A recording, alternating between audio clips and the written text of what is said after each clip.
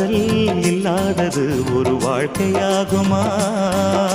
கண்கள் இல்லாமலே ஒரு காட்சி தோன்றுமா? பெண்ணை தொடாதது ஒரு பெருமையாகுமா? முத்தம் சிந்தாமலே அது முழுமையாகுமா? முழுமையாகுமா? காதல் இல்லாதது ஒரு வாழ்க்கையாகுமா?